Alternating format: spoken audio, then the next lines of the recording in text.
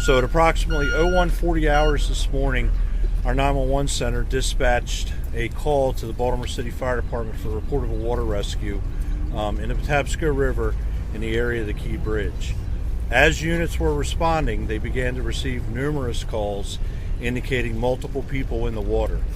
At some point during that chain of events of calls, we began to receive indications that a ship may have struck the Key Bridge. We got further information through multiple calls that the Key Bridge, portions of the Key Bridge had actually collapsed. At about 0150 hours, our first unit arrived on scene and reported a complete collapse of the Key Bridge. We were also given information at that time that there were likely multiple people on the bridge at the time of the collapse, and that as a result, multiple people were in the water. Well, this is a tragedy that you can never imagine, right? And I was awake when Chief Wallace called me, but never would you think that you would physically see the Key Bridge tumble down like that. It looked like something out of an action movie.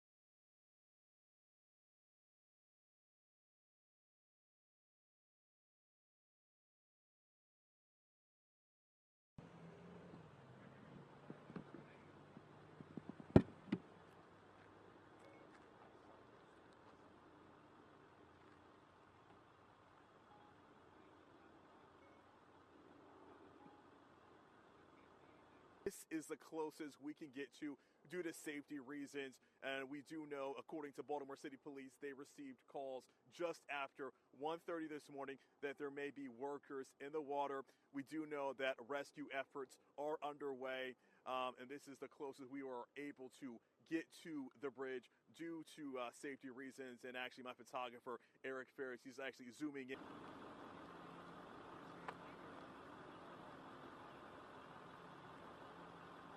Yo, someone crashed into the fucking Bay Bridge. There's cops everywhere. I'm at my job and there's police all up and down the fucking bridge, yo. That shit is crazy, dude.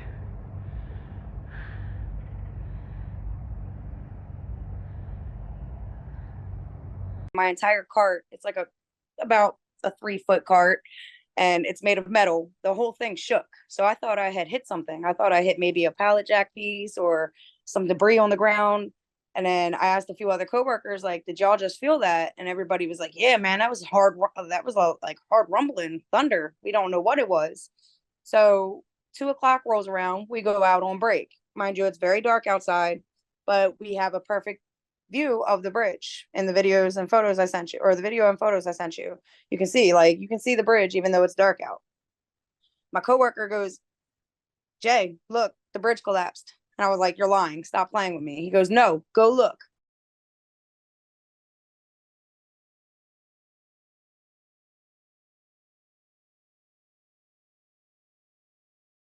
So like, I really ran and looked. I went over there, and sure as anything, it was gone. The whole bridge was just like, there was nothing there. And I started recording. I was like, I can't believe this. I called it the Bay Bridge at first because I was in shock. I was like, I can't believe the Bay Bridge collapsed, but it's the Key Bridge. And I was just, it's a shocking sight to see, because you lived your whole life here and you've seen this thing your entire life. And then one day you go outside and it's not there.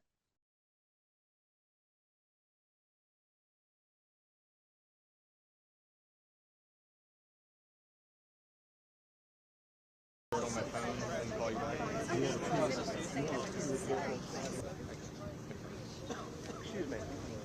I don't know.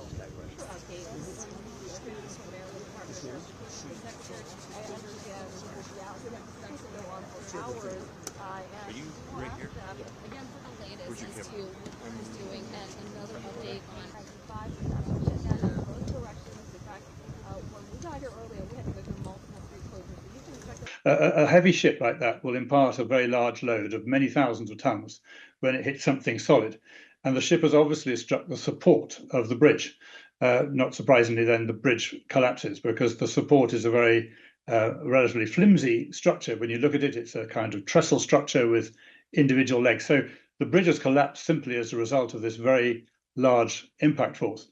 The vessel should have been going, of course, down the center of the channel, but for whatever reason, it must have strayed off and has hit the support.